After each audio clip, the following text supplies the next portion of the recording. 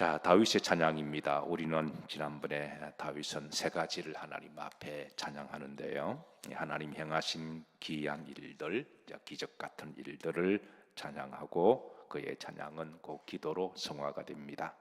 주의 크신 은혜를 찬양하고 여호와의 위대하심을 찬양합니다. 자, 오늘은 이제 주의 나라와 그 나라가 잘 통치가 되기를 찬양하고 또 그의 찬양은 기도로 성화되는데요.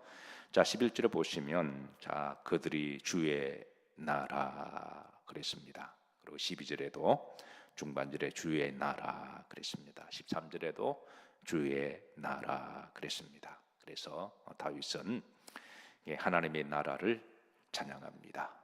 하나님의 나라. 자, 성경에서 말씀하시는 주의 나라는 크게 두 가지 담론인데요. 첫 번째는 궁극적으로 우리 믿는 사람들이 가는 하나님의 나라, 천국, 그곳은 곧 우리들의 본향인 줄로 믿으시기를 주의 이름으로 축복합니다. 자, 우리가 늘 그 나라를 바라보고 소망하고 또 가슴에 담고 살아야 할 줄로 믿습니다. 자, 두 번째 주님의 나라는 이제 주님이 통치하시는 곳이 곧 주님의 나라가 됩니다. 자, 주님이 통치하시는 곳, 이제 이 땅에서는 그곳이 이제 바로 교회가 되기도 하고요. 주님이 통치하시는 교회 곧 하나님의 나라가 됩니다. 그래서 교회는 누가 통치를 해야 되나요? 주님이시죠. 그러니까 이 자명하면서도 사실 심플합니다. 복잡할 것도 없고 당연한 일인데 이 당연한 일을 사실은 가장 안타깝게도 교회 다니는 사람들이 잊어버려서 자꾸 내가 통치하려고 그래요. 내 마음대로 하려고 그러고 내 목소리를 높이고 그러면 내가 통치하겠다는 거잖아요. 근데 교회는 주님 목소리가 커져야 되고 주의 목소리는 곧 말씀의 소리입니다. 성령의 소리예요. 교회에서는 너희는 잠잠할지어다 말씀하셨으니까 교회는 기도 소리가 커져야 되고 아멘 소리가 커져야 되고 말씀 봉독이 커져야 되고 찬송이 커져야 돼요. 그 외에 다른 소리가 커지면 내가 통치하겠다는 거거든요. 심리적으로 그렇습니다. 사람은 목소리를 그리고 해물을 하더라도 밖에 나가서 목소리 막 큰 사람이 있어요. 그 내가 주도하겠다는 거거든요. 근데 이제 밖에서는 그럴지 몰라도 교회는 주님이 통치하시는 곳이 돼야 돼요. 그래야지 그곳이 주님의 나라가 되고 주님의 나라는 의와 희락과 평강이 있느니라 하셨습니다. 그럼 우리 모두가 다 복받는 거예요. 주님의 나라. 교회는 와서 교회는 언제 오더라도 평안해야 됩니다. 교회는 언제 오더라도 성령이 충만함이 있어야 되고요. 교회는 언제 오더라도 하나님이 나를 품어주신다. 그런 곳이 복된 교회입니다. 교회가 막 시끌벅적하고 근데 이런 거는 좋은데 그 시끌벅적이 잘못되면 사람들이 판치는 시장판이 될 수가 있거든요. 그래서 교회는 경건하고 거룩하고 속에서 기쁨이 올라오고 그리고 행복하고 그리고 위로가 되고 용서가 되고 그런 곳이 주님이 통치하시는 곳이죠. 그래서 그곳을 누가 위임하느냐?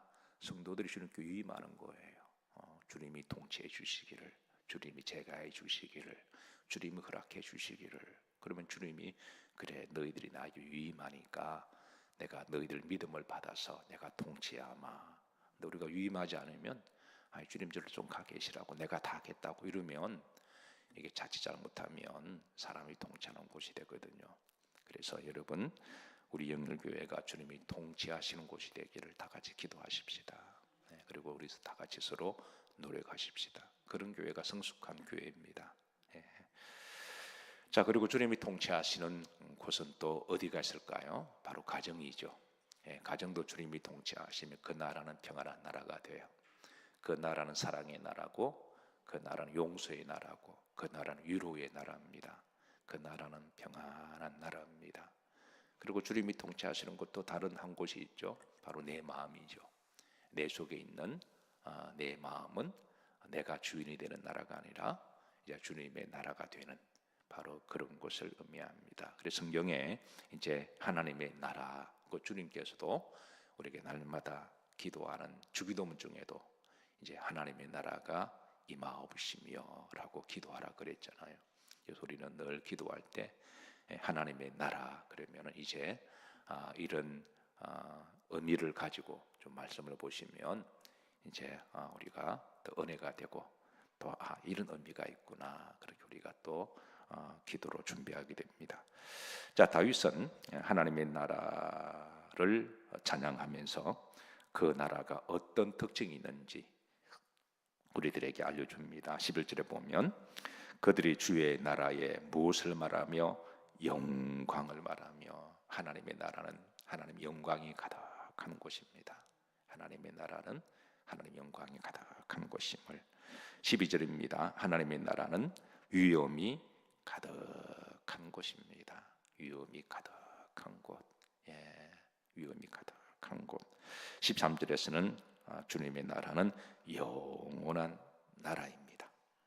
영원한 나라. 영원한 나라. 그래서 다윗은 이를 늘 찬양합니다. 그래서 다윗은 이 찬양하고 그의 찬양이 기도로 성화되고 오늘 우리가 또 은혜로운 찬양을 또 불렀죠. 은혜 찬양을 예배전에 불렀는데 그 찬양이 깊어지면 그 찬양 우리의 기도가 돼요. 그냥 멜로디에 흥얼거려서 그냥 노래하는 것이 아니라 그 찬양이 우리의 기도고 또 더 깊어지면 그 기도가 우리의 삶으로 이어집니다. 세상의 노래는 무대에서 막 춤추고 막 눈물 흘리고 근데 무대가 끝나면 저들의 삶과 아무런 관계가 없어요. 그냥 잘 놀았다 그럽니다. 잘 놀았다. 그런데 우리 기독교의 찬양은 세상 노래와 다르죠. 하나님께 은혜를 불렀으면 그 찬양이 기도가 됩니다. 세상 노래는 노래 부르고 기도하는 사람 없잖아요. 일전에 결혼식을 제가 토요일날 갔는데요. 잠실 일산 그거 킹텍스인가요? 그게 뭐 엄청 크더군요. 갔는데 사람들이 벅적벅적거리고 뭐 난리도 그런 난리가 아니에요. 뭐 아줌마 부대들 지나가고 보니까 임영웅 씨가 와서 그 공연을 한대요. 누군가가 저보고 임영웅 씨를 닮았다 그러는데 아마 임영웅 팬들이 듣고 나면 아마 또 기분 나쁠지는 모르겠지만 뭐 저는 기분은 좋습니다. 저보고 임영웅 닮았다 그러니까 어떻게 좀 닮았나요? 어쨌든 저보고 닮았대요. 뭐 나는 가만히 있는데 나보고 막 임영웅 씨라고 막 그러냐고 그랬는데 근데 임영웅 씨가 7시에 그 리사이트를 한다는데 내가 결혼식이 1시 갔거든요. 근데 6시간 전부터 와서 준비하대요. 어떤 사람은 그 전날부터 돗자리 깔고 앉아있는 분도 계시더군요. 제가 깜짝 놀랐습니다. 그리고 이제 그 다음날 제가 뉴스를 보니까 임영웅 씨가 그 콘서트를 잘 마치고 난 다음에 그 아줌마들이 그 있는 쓰레기를 다 치우고 또 갔대요. 우리가 예수님을 믿어도 저렇게 믿으면 얼마나 좋을까. 임영웅 닮은 목사가 설교하면 1시간 전부터 앉아서 미리 준비하고 설교 끝나면 기도하고 갈 때 청소 다 하고 가시면 얼마나 좋을까. 제가 뭐 임영웅 닮지 않아서 저도 할 말은 없지만 우리가 하나님께 예배하잖아요. 우리 하나님을 향한 그런 소망. 근데 임영웅 씨가 아무리 노래를 잘해도 그 노래 무대가 끝나면 앉아서 기도하는 사람은 제가 없는 것 같아요. 그리고 그 노래로 그렇게 살기를 바라는 사람도 없는 것 같아요. 근데 찬양은 그렇지 않잖아요. 우리가 찬양을 부르면 찬양이 기도가 되고 기도가 삶으로 이어지는 것이 바로 우리 기독교의 찬양인 줄로 믿습니다. 그래서 하나님의 나라에 대한 늘 소망을 가지고 그렇게 다윗은 기도했습니다. 언젠가는 가야 할 나라. 여러분이 드린 이 예물도 하나님이 하늘나라에서 차곡차곡 쌓아두시고 너희 것을 하늘에 쌓아두라. 거기에는 좀도 먹지 않고 도둑도 물지 않는 하나님이 영원토록 갚아주시리라. 그리고 또 다윗은 하나님이 통치하시는 이스라엘 나라가 되기를 원했습니다. 하나님이 통치하시는 나라 이스라엘. 저는 우리의 나라 조국이 하나님이 통치하는 나라가 되었으면 좋겠습니다. 예.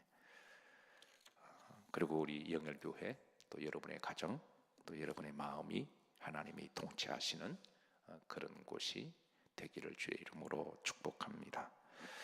자, 다섯 번째입니다. 이제 하나님에 대한 찬양의 가사 내용은 넘어지는 자들을 붙들어 주심을 찬양합니다. 14절입니다. 여호와께서는 모든 넘어지는 자들을 마시며 붙드시며 그랬습니다. 여기 모든이라는 말은 모든 사람들은 언젠가는 다 한 번 정도는 넘어진다는 거예요. 지금 여기 계신 분들도 안 넘어진 분 계시나요? 우리도 그러다 보니까 광야 같은 여정에 넘어져서 무릎팍 깨지고 또 피가 나고 아팠던 적들이 다 있잖아요. 이게 모두는 사람들은 다 넘어진다. 질병 때문에 넘어지고 자식 때문에 넘어지고 옆 사람 때문에 넘어지고 돈 때문에 넘어지고 어쨌든 우리는 돌아가면서 다 넘어지는 연약한 인생들인데 그게 시간의 문제지 안 넘어지면 그 사람은 하나님이시게 해요. 그래서 그래서 내가 먼저 넘어졌다고 해서 내가 낙심할 것도 없고 남들이 넘어졌다고 해서 좀 잘 보고 다니지 그렇게 말할 필요도 없습니다. 우리도 넘어집니다. 근데 중요한 것은 하나님은 우리가 다 넘어지는데 넘어질 때 붙들어 주시는 하나님이시라는 거예요. 자, 두 번째 보시면 14절입니다. 이렇게 또 비굴한 자들을 일으키시는도다 그랬습니다. 이게 이제 문맥에 따라 오해하기 딱 좋은 말이에요. 비굴한 자, 이런 자들을 하나님은 좋아하시는가? 그런 의미는 아닙니다. 여기 비굴한이라는 말은 이게 이제 학급푸림이라는 말인데요. 내가 힘이 없어서 내가 무릎을 꿇고 머리를 숙여 살아가는 사람을 이야기합니다. 글자 그대로 번역하면 무릎을 꿇은 자, 합법피품이는 무릎을 꿇고 살아가는 사람, 머리를 숙여서 살아가는 사람, 그런 사람을 말하거든요. 그런데 여기는 두 가지 의미가 있습니다. 첫 번째, 내가 힘이 없으니까 우리도 그렇잖아요. 밥 먹을 때 돈 없으면 머리 수그리잖아요. 내가 누구나 다 내고 되고 싶은데 그럴 여유는 없고 있으면 잘할 분 참 많이 계세요. 제가 아시는 분 중에도 있으면 참 잘하실 텐데 실제로 있을 때는 잘하신 분입니다. 저희 가족 친지 중에 참 사람 좋으신 분 계세요. 한때 물질의 복을 받았을 때 잘하셨습니다. 잘 쓰셨고 정말 기마였고 뒤끝도 없고 근데 어떻게 살다 보면 항상 또 물질의 복을 받을 수 없잖아요. 하나님 주실 때가 있으면 그도 가실 때가 있으니까. 그분이 돈을 얼마나 많이 만지셨는지 하루에 한 10억 정도 만지신 분입니다. 왜냐하면 은행에 과장으로 일하셨거든요. 어쨌든 은행에 대출계 있으면서 그때 꽤 짭짤하게 그래도 뭐 잘 나간 분. 근데 그때는 잘 쓰셨습니다. 있으면 잘할 뿐이고 행색 안 내는 분입니다. 근데 어떻게 하다 보니까 이제 좀 힘들게 살아가시는데 이제 가끔 만납니다. 밥 먹을 때 되면 고개를 푹 숙이고 계세요. 그러니까 제가 모습 보면 저분이 있으면 자기가 내고 싶은데 그 자체도 마음이 아프신 거예요. 그러면 제가 그 마음을 충분히 알고 그분이 무안하지 않도록 저 나름대로 그렇게 이제 몰래 가서 내기도 하고 그러는데 근데 밥 먹을 때 고기를 푹 숙이고 그렇게 드시고 끝나고 나서도 본인이 낸다고 막 폼 잡으신데 내가 냈다 그러니까 그러지 마시지 그러면서 고개를 푹 숙이고 그러니까 여기 이제 비굴한 자는 내가 없어서 우리가 힘이 약한 사람 앞에서도 우리가 머리 수그리가 되잖아요. 무릎을 꿇을 수밖에 없는. 그러니까 그 하나님이 그런 연약한 사람을 하나님이 아신다라는 거예요. 이게 이제 그런 뜻이 있습니다. 이게 뭐 사람이 글자 그대로 나이브하게 막 이렇게 눈치 보고 비굴하게 이 붙고 저 붙고 그런 의미가 간사한 그런 의미가 아닙니다. 자, 두 번째는 우리 속에도 또 비굴한 속성이 있기는 있어요. 급할 때, 다급할 때, 뭐 평범할 때는 막 내가 당당하고 내가 마신 것 없어도 사람이 항상 그렇지 않잖아요. 정말 다급하면 자기도 모르게 비굴한 본성이 나오기도 합니다. 그래서 여기는 두 가지를 다 함의를 하고 있습니다. 사람이 나빠서가 아니라 간사해서가 아니라 그 본능이거든요. 죽음 앞에 자기도 모르게 뭐 빌게 되고, 이것만 봐주시면, 자기도 모르게 전쟁터에 나가서 그러기도 하고요. 근데 인간은 인약한 실존을 이야기합니다. 중요한 건 여기 보십시다. 하나님은 이 비굴한 자들을 마도다 일으키시는 하나님이시라는 거예요. 너 왜 그랬냐? 너 그럴 수 있냐? 이렇게 하나님이 따지거나 책망치 아니하시고 그냥 하나님이 다시 세워주시는 하나님이시다. 우리가 요한복음 21장에 보면 그렇게 평소에 별일 없을 때는 당당했던 베드로가 다급할 때 십자가 앞에서는 비굴한 모습을 보이잖아요. 모른다 그러고 저주하고 도망가고 런했던 그 베드로에게 주님이 찾아가셔서 너 왜 그랬냐, 서운했다 이런 말 일절 안 하시고 함께 아침 식사하시고 말없이 함께 조용히 말없이 그냥 밥 드시고, 그리고 이제 좀 시간 지나서 너 나 사랑하냐라고 물으시고 주님 사랑합니다. 이미 찾아가셨다는 자체가 용서를 전제로 하는 거거든요. 용서가 안 되면 꼴 보기 싫어서 못 찾아가죠. 얼굴도 보기 싫은데 근데 용서가 되어 있으니까 그냥 찾아가는 거예요. 찾아가서 말없이 식사하시고, 사실 그것만 해도 충분한데 밥 한 끼 말없이 먹고 밥 사주고 그냥 헤어져도 그것만 해도 충분한데 주님은 그거로 끝나지 않고 내 양을 먹이라, 내 양을 치라, 다시 유임하시고 다시 일거리 주시고, 일할 때 우리가 다시 일어나기도 하거든요. 일이 없다고 하는 거는 그거는 편안한 게 아니라 때로는 참 부담이 되기도 해요. 그리고 때로는 일이 복입니다. 일할 수 있는 사명이 있다고 하는 것. 그래서 내 양을 먹이고 내 양을 치라.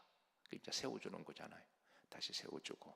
그래서 베드로가 이제 다시 일어나서 이제 주신 사명 잘 감당함으로 베드로도 다시 회복되어지고 자존감 회복되고, 그리고 위대한 하나님의 지도자로 또 하나님이 세워 주십니다.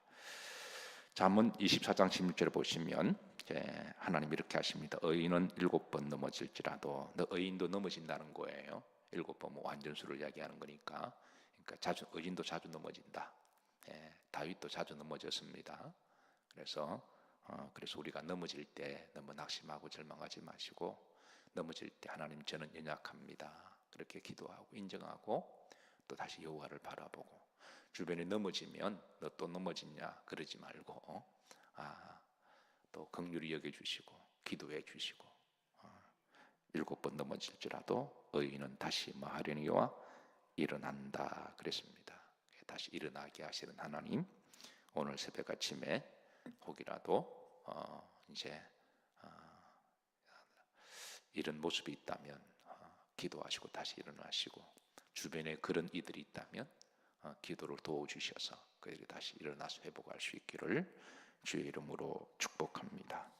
우리 찬양 들으시고 기도하십니다. 우리 380장 나의 생명 대신 주 찬양하십니다.